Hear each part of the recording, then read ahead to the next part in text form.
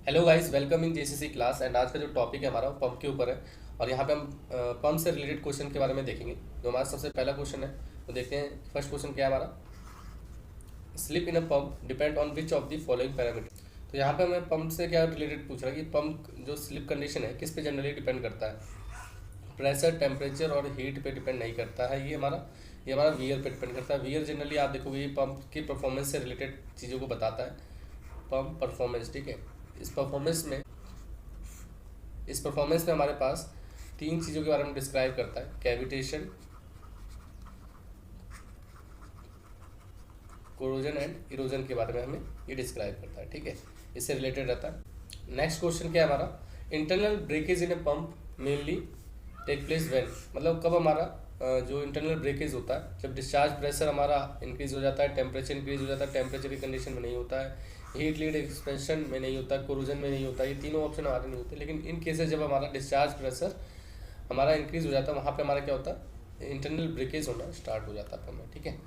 इसके बाद हम ड्यूरिंग इंटरनल ब्रेकेज की बात करते हैं। जब हमारा इंटरनल ब्रेकेज होगा तो क्या होगा, हमारा आउटपुट पावर क्या होगा, इंक्रीज होगा, डिक्रीज होगा, या सेम रिमेन्स रह जाएगा, या इंडिपेंडेंट रहता है, ठीक है।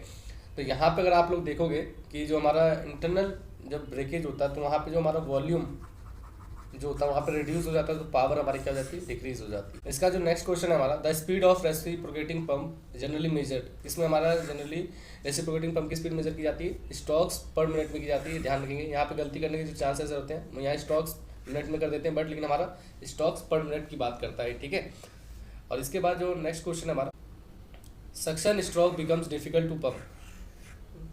इसका क्या मतलब है कि हाई टेम्परेचर फ्लूइड्स के लिए हमारा जो स्ट्रोक्स होता है वो डिफिकल्ट हो जाता है, या विस्कस फ्लूइड के लिए डिफिकल्ट हो जाता है, या हमारा फ्लूइड विथ एब्रेसिव के साथ या हाई वेलोसिटी फ्लूइड के साथ हमारा होता है। तो जो हमारा स्ट्रोक्स जो यहाँ पे निकल के आता है वो किसके लिए आता है, विस्कस फ्लूइड के लिए हमारा डिफिकल्ट हो जाता है पंप, किसी भी पंप के लिए, ठीक है।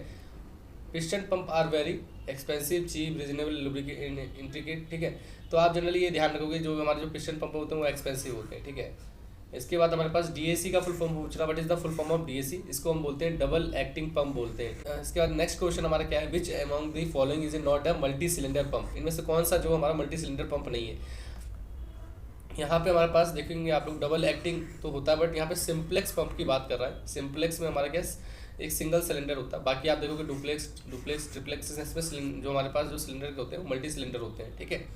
इसके बाद नेक्स्ट क्वेश्चन हमारा क्या है, centrifugal pump. In case of centrifugal pump impeller diameter changes are generally limited to reducing the diameter to about the maximum size. वो हमारा क्या था 0.75, मतलब जो भी हमारा कोई सेंट्रीफ्यूगल पंप की इम्पेलर डायमीटर जब हम चेंज करते हैं तो किस पॉइंट तक कर सकते हैं, 0.75 तक कर सकते हैं, ठीक है।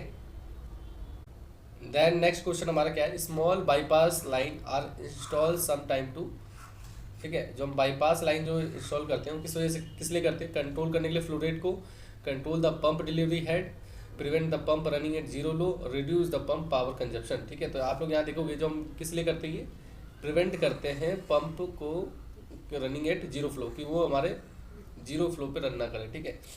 इसलिए हम बाईपास लाइन इंस्टॉल करते हैं।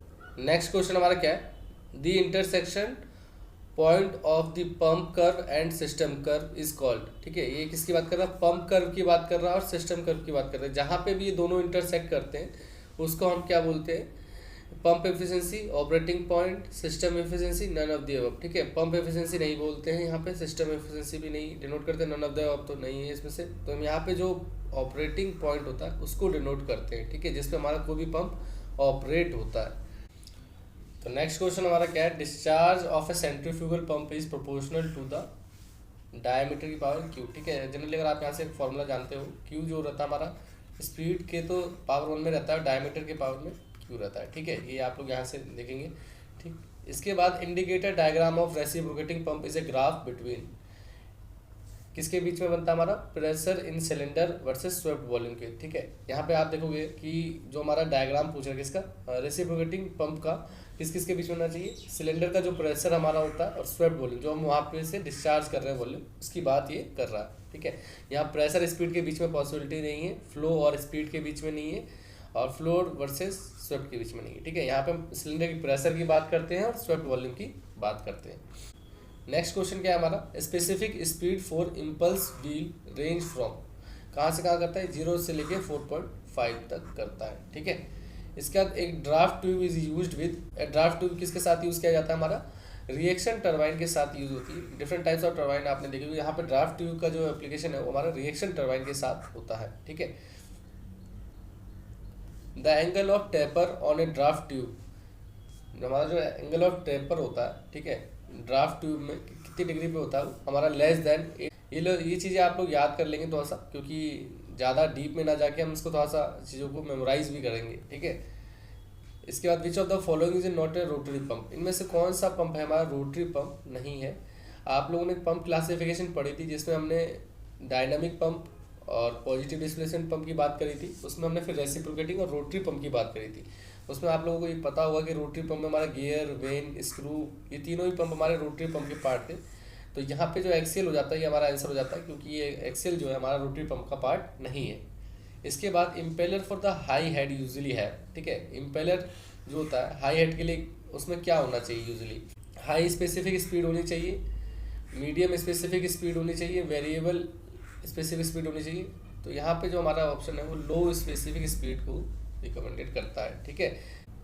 इसके बाद जो नेक्स्ट क्वेश्चन है, which of the following pump is used for pumping viscous fluid, ठीक है। इनमें से कौन सा पंप यूज़ किया जाता है विस्कस फ्लूइड को पंप करने के लिए, centrifugal pump, screw pump, reciprocating pump, jet pump, ठीक है। ये बहुत इंपॉर्टेंट क्वेश्चन है, पूछा भी जाता है बार बार आपके एग्जामों में। तो यहाँ आप देखोगे ये स्क्रू पंप यूज़ किया जाता है, ठीक है। ये हमारा रोटरी पंप का टाइप है, और आप देखोगे सेंट्रीफ्यूगल हमारा डायनामिक में है, रेसिप्रोकेटिंग पंप भी हमारा यूज़ नहीं किया जाता। इसके बाद जो हमारा नेक्स्ट क्वेश्चन आता है, सेंट्रीफ्यूगल पंप क्या होता है जनरली, अगर आपसे पूछा जाए what is the centrifugal pump, तो हमारे क्या टर्बो मशीनरी होती है, regulating device, drafting device, intercooling. ये तीनों ऑप्शन तो गलत है, ड्राफ्टिंग, इंटरकूलिंग और रेगुलेटिंग डिवाइस नहीं होता, ये हमारी टर्बो मशीनरी होती है। तो अब हमसे नेक्स्ट क्वेश्चन हमारा क्या है, turbo machine works under, turbo machine कैसे वर्क करता है, किस प्रिंसिपल के अंदर हमारा वर्क करता है। Newton first law, second law, third law, Kepler law. Kepler law पे काम नहीं करता, थर्ड लॉ पे काम नहीं करता, फर्स्ट लॉ पे नहीं काम करता, ये हमारा सेकंड लॉ पे काम करता है, फोर्स इक्वल टू में एम ए वाला प्रिंसिपल आपको याद होगा। इसके बाद the main function is a nozzle, nozzle का मेन फंक्शन क्या होता है, varying temperature, pressure variation, load variation, heat variation. Heat variation नहीं करता है, लोड वेरिएशन का काम नहीं होता है इसका, वेरिंग टेम्परेचर नहीं करता है, ये हमारा नोजल जनरली प्रेशर वेरिएशन की बात करता है। तो हमारा प्रेशर वेरिएशन यहाँ से सही आंसर हो।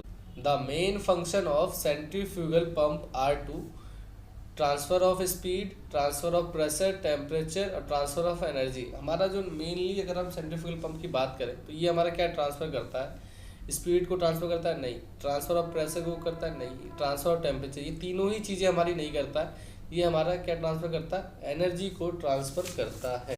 इसके बाद जो हमारा नेक्स्ट क्वेश्चन है, which among the following control the flow rate, इनमें से कौन से ऑप्शन से हम फ्लो रेट को कंट्रोल करते हैं, पंप से, हेड से, टैंक पाइप से। ये तीनों जो ऑप्शन है हमारे ये गलत है, ये हमारे तीनों में से कोई ऑप्शन है। तो वॉल्व के थ्रू हम किसी भी फ्लो को कंट्रोल करते हैं, ठीक है। इसका नेक्स्ट क्वेश्चन हमारा, the inlet passage of water entry is controlled by head race, gate, tail race, pump, ठीक है। किसी भी इनलेट पासेज को जो वाटर हमारी एंट्री कर रही है वो किससे कंट्रोल करते हैं, गेट से करते हैं। इसके बाद centrifugal pump are use, centrifugal pump क्यों यूज़ किए जाते हैं हमारे, ट्रांसपोर्ट, क्या ट्रांसपोर्ट करता है, प्रेशर, स्पीड, पावर, फ्लूइड, ये फ्लूइड को ट्रांसपोर्ट करने के लिए यूज होता है, ठीक है। इसके बाद centrifugal pump transfer fluid by converting, generally अगर हम बात करें सेंट्रीफ्यूगल पंप की तो ये क्या ट्रांसपोर्ट हमारा करता है, फ्लूइड ट्रांसपोर्ट करता है।